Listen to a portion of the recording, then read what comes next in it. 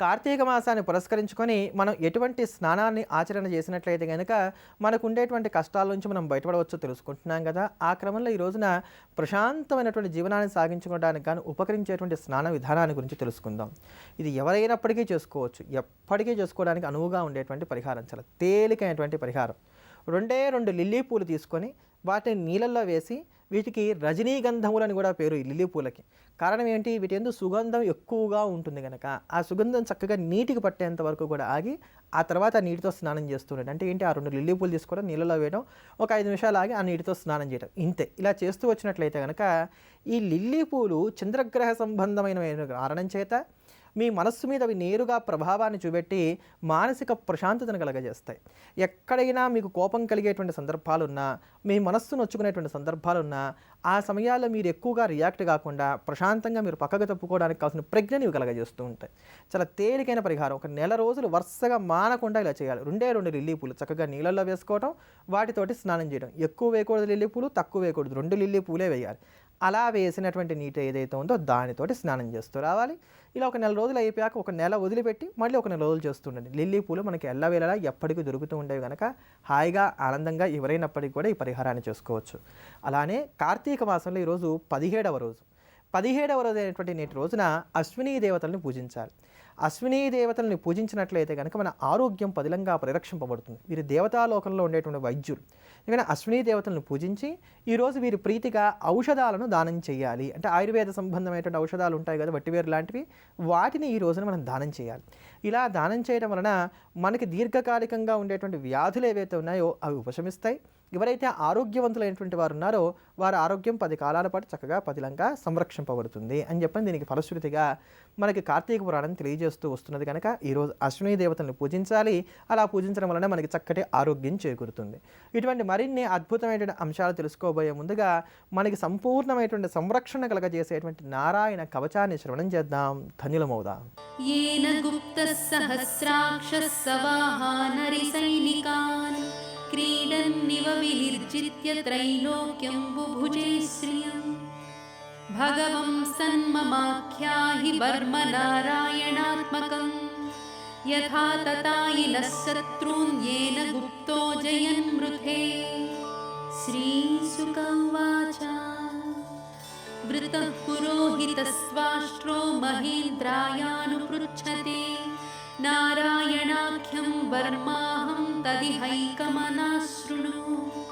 श्रीविश्वरूप उवाच धौताङ्घ्रिपाणिराचम्य सपवित्रमुदङ्मुखः कृतस्वाङ्गकरन्यासो मन्त्राभ्यां वाग्यतः शुचिः नारायणमयं वर्म सन्नह्येद्भय आगते दैवभूतात्मकर्मभ्यो नारायणमयः पुमान् पादयोर्जानुनोरुर्वोरुदरे हृत्यधोरसि मुखे शिरस्यानुपूर्व्यादोङ्कारादीनि विन्यसे।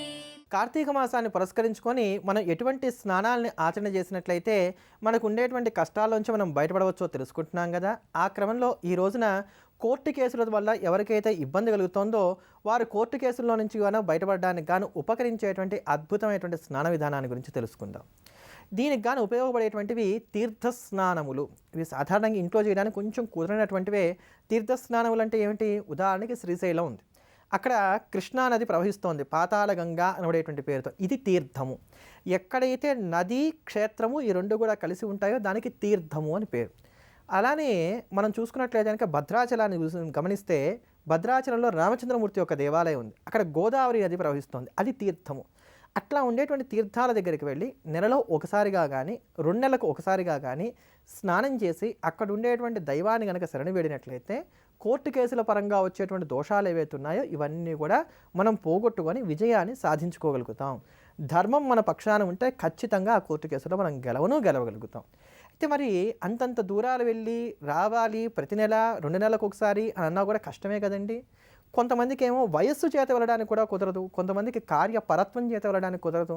మరి అలాంటప్పుడు ఏం చేయాలంటే కనీసం ఒకసారన్నా సరే ఇలా వెళ్ళి తీర్థస్నానం చేసి ఆ తీర్థంలో ఉండేటువంటి ఆ నీటిని ఇంటికి తీసుకొచ్చుకొని రోజు మీరు స్నానం చేసేటువంటి నీటిలో కొద్ది కొద్దిగా కలుపుకొని ఆ నీళ్ళతో స్నానం చేస్తూ వచ్చినట్లయితే కూడా మీరు తీర్థస్నానం చేసినటువంటి పుణ్యాన్ని కలిగినటువంటి వారై కోర్టు కేసుల్లో విజయాన్ని సాధించగలుగుతారు. అంత హాయిగా సునాయాసంగా మనందరికీ కూడా ఉపకరించేటువంటి పరిహారం ఈ పరిహారం.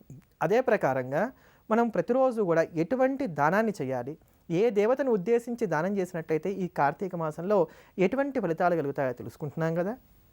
ఆ క్రమంలో ఈ రోజున గౌరీదేవిని పూజించి గౌరీదేవి ప్రీతిగా దానాలు చేయాలి.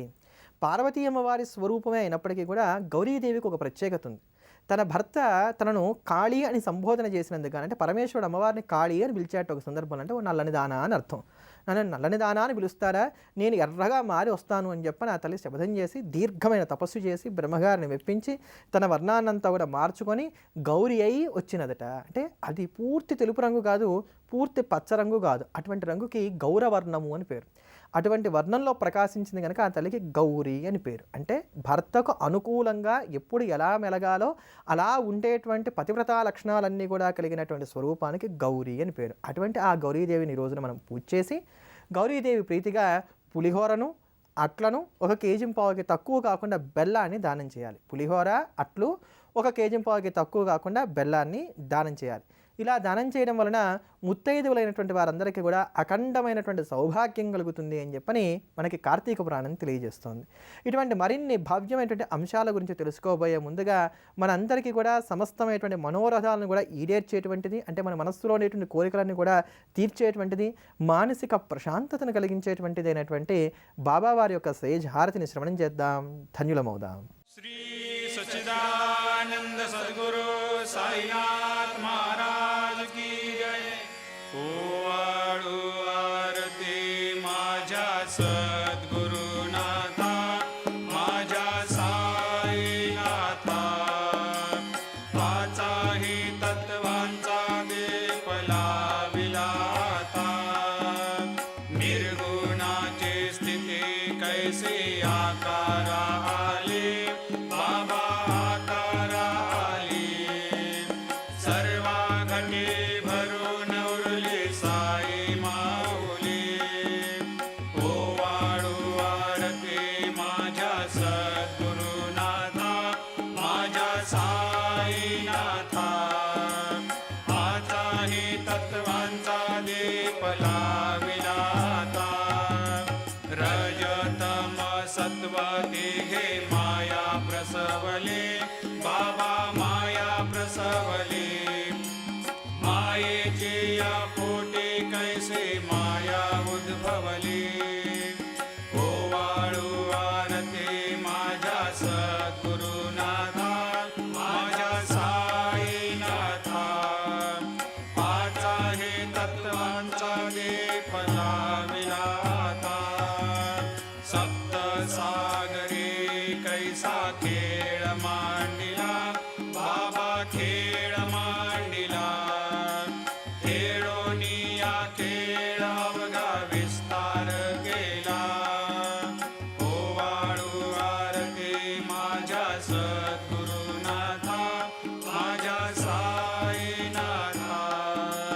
पाचाही तत्वांचा दीप लाविला आता.